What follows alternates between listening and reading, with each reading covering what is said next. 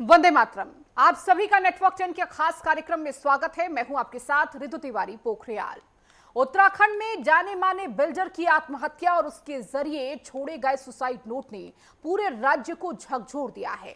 इस हर कोई इसकी तह तक जाना चाहता है। सवाल इस बात का है कि उत्तराखंड में ऐसे हालात बनने लगे हैं कि कोई जाना माना बिल्डर आत्महत्या के लिए विवश होता है।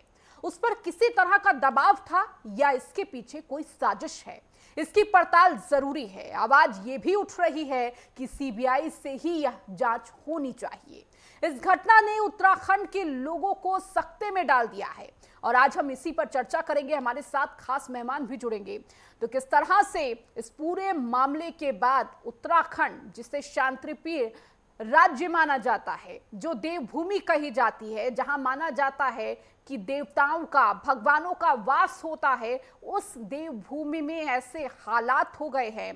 भूमाफियाओं का इतना बोलबाला हो चुका है कि एक बिल्डर इस हद तक पहुंच जाता है कि सुसाइड कर लेता है। आप सोचिए कि उसके ऊपर कितना दबाव होगा, क्या उसकी मनोस्थिति इस वक्त होगी जब वो आत्महत्या करने को मजबूर हो जाता है और सुसाइड नोट में कई बड़ी बातें लिखता है। अपने परिवार के लिए भी बोलता है कि सेव माय फैमिली प्लीज। ये शब्द कहीं ना कहीं कई सवाल खड़े करते हैं कि आखिर उत्तराखंड में चल क्या रहा है। जिस उत्तराखंड में तमाम सुशासन की बात कही जाती है, शांति प्रिय राज्य माना जाता है, और देखिए भूमाफियाओं को लेकर सरकार की तरफ से तमाम प्रयास भी किए जा रहे हैं कि इस पर कंट्रोल लाया जा सके, लेकिन उसके बावजूद इस तरह की बड़ी घटना हो जाना अपने आप में कई सवाल छोड़कर जाता है।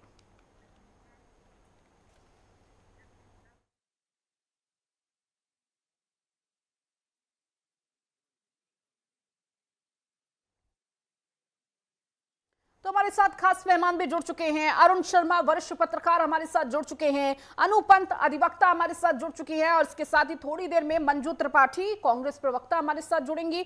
शूरवीर भंडारी, वरिष्ठ पत्रकार, हमारे साथ जुड़ेंगे।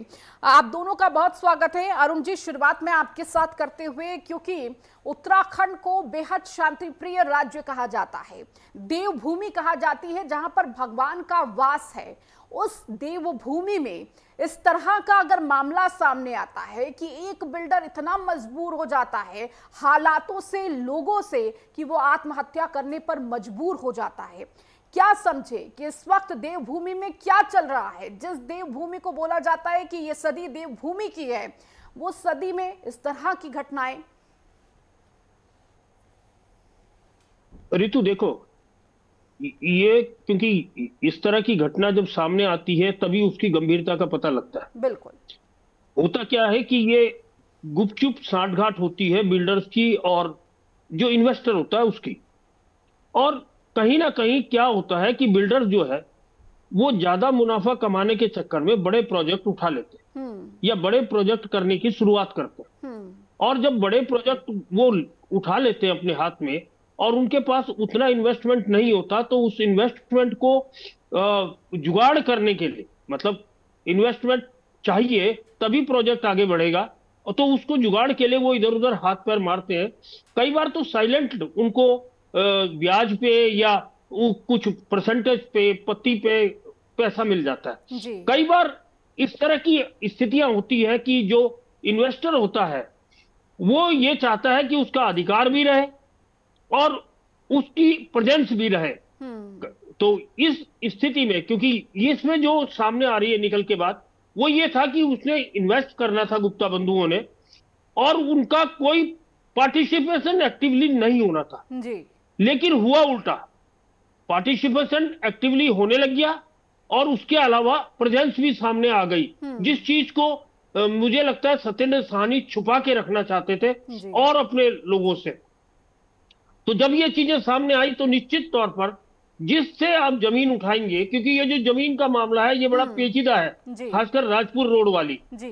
मुझे याद है कि ये विजय माल्या के भाई की जमीन थी। अभी तक ये बात पिक्चर में नहीं आई है, किसी को नहीं पता जी। और यह पता होगा तो बहुत कम लोगों को पता है।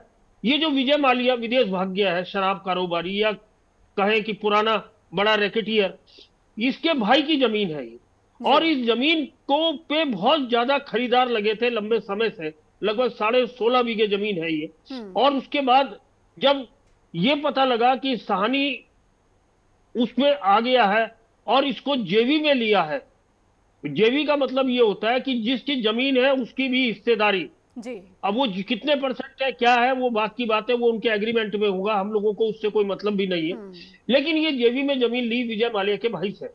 और उसके बाद इसमें जो एंट्री हुई है गुप्ता बंधुओं की, वो निश्चित तौर पर चौंकाने वाली है। क्योंकि गुप्ता बंधु जब से साउथ अफ्रीका से भागकर इंडिया आए हैं जी, और उसके बाद से वो निश्चित तौर पर कुछ ना कुछ धंधा करना चाह रहे थे किसी ना किसी के साथ।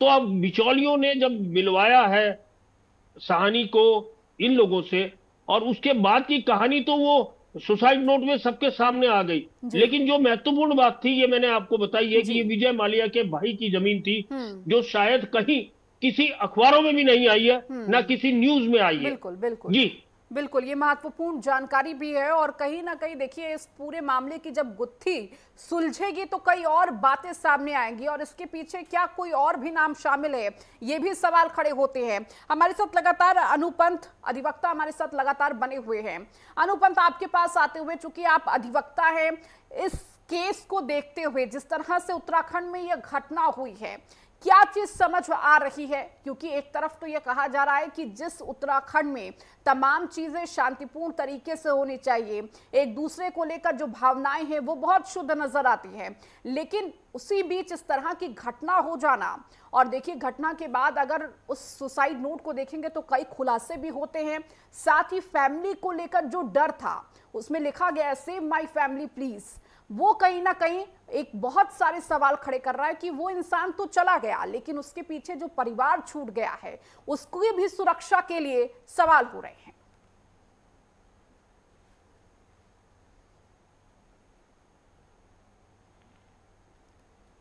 अनु जी, आपकी आवाज म्यूट है, उसे अनम्यूट कीजिए। अनु जी, मेरी आवाज आपको मिल पा रही है?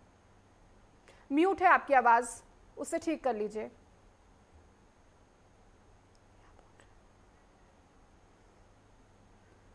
अनुपम जी, मेरी आवाज आप तक आ रही है?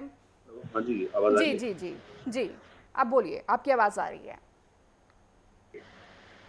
देखिए, सबसे पहले तो बहुत दुखद स्थिति है ये, बहुत हृदय विदारक है कि एक ऐसे व्यक्ति जो कि यहाँ पे बहुत सालों से और एक बहुत अच्छा बिजनेस कर रहे थे और काफी अच्छा नाम भी था, उनका ये इस तरीके से उनका देहांत हो जाना, ये बहुत दुखद बात है। और देखिए, कहीं ना कहीं जैसा कि अभी हमारे बंधु बता रहे थे, ये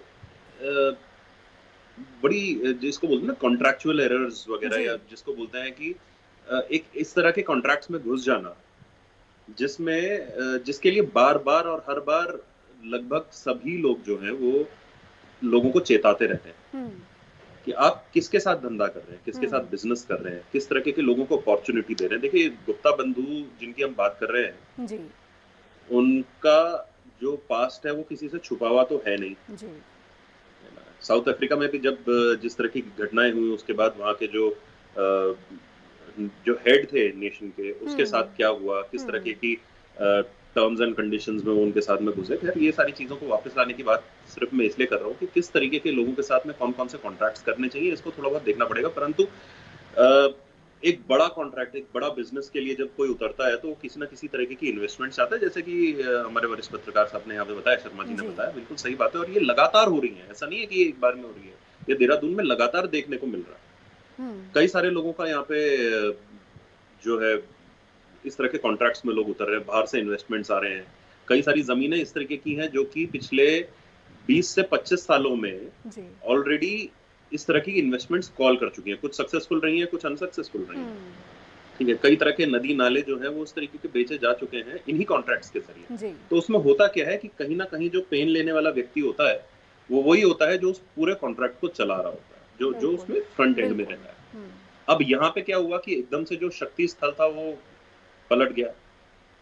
जो शक्ति स्थल था उसने इन्वेस्टमेंट किया और उसके बाद उसने किसी ना किसी तरीके से अपने आप को प्रोजेक्ट करने की कोशिश करी, जिस तरीके से आप चिट्ठी में देख भी रहे हैं। ऐसा लग रहा है कि थ्रेटनिंग बहुत ज्यादा थी। ऐसी कंडीशन में हाँ, जो एडमिनिस्ट्रेशन है उसको भी ये देखना पड़ेगा, उसको ये तवज्जो देनी पड़ेगी। जैसे उन्होंने लगा दिया 306 तो इसमें लगाई है जी धारा, जी जो कि काफी मतलब मौजूदा स्थिति में काफी स्ट्रांग है और इसमें एक बड़ी पनिशमेंट रहती है। लेकिन क्या आगे कॉन्स्पिरेसी भी इसमें आगे निकल के आती है? अगर कॉन्स्पिरेसी भी आगे निकल के आती है तो शायद 120 भी धारा के तहत भी इसके ऊपर ट्रायल्स हो सकते हैं। परंतु एज ऑफ नाउ 306 के तहत इनको ट्राई किया जाएगा दोनों भाइयों को। और आगे देखने वाली बात ये होगी कि इस अभी देखिए देहरादून में कई एसआईटी के मामले भी कई चल रहे हैं, जमीनों के ऊपर बहुत सारे मामले चल रहे हैं, एसआईटी भी एक्टिव है। तो लगातार हमारे जो छोटे इन्वेस्टर्स हैं या जिनको हम बोले कि अपने लिए जो खरीद फरोख्त करते हैं, उनको भी सावधान रहने की जरूरत है।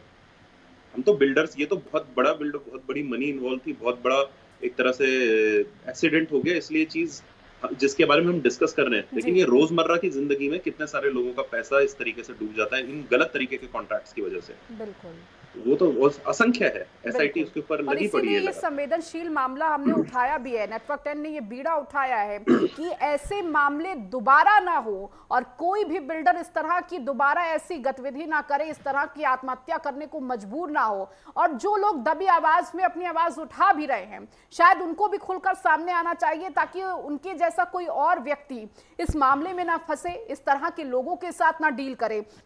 इसीलिए ये चर्चा लगातार जारी है। हमारे साथ मंजू त्रिपाठी जी भी जुड़ चुके हैं। मंजू जी, आपका सबसे पहले बहुत स्वागत है नेटवर्क 10 में।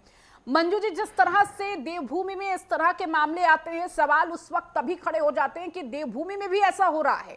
भूमाफियाओं का बोलबाला एक तरफ कहा जा रहा है, कार्रवाई भी की जा रही है, लेकिन इस तरह के अगर गुप्ता बंधुओं जैसे लोग वहां पर इस तरह की डील करते हैं और बिल्डर उनके झांसे में आते हैं और अंत में क्या होता है, आत्महत्या कर ली जाती है। तो ऐसे में सवाल उठता है कि आखिर उत्तराखंड में चल क्या रहा है? अगर इस तरह की स्थिति है तो इसे कंट्रोल में कैसे लाया जाए? देखिए रितु जी, काफी दुर्भाग्यपूर्ण घटना हुई है और आए दिन हमारे उत्तराखंड में ऐसी घटनाएं हो रही हैं। कहीं ना कहीं जो है सरकारों की भी हमारे गलती है। ये गुप्ता बंधु जो बाहुबली हैं, वो बाहुबली बने फिर रहे हैं, उनको आखिर में सह कौन दे रहा है? आपने देखा है कि पूर्व मुख्यमंत्री त्रिवेंद्र सिंह रावत जी के समय औली में इनको किसने परमिशन दी थी शादी करने के लिए, जब पर्यावरण को धूमिल किया गया था, पर्यावरण को जो है नुकसान पहुंचा था, आखिर में सह कौन दे रहा है?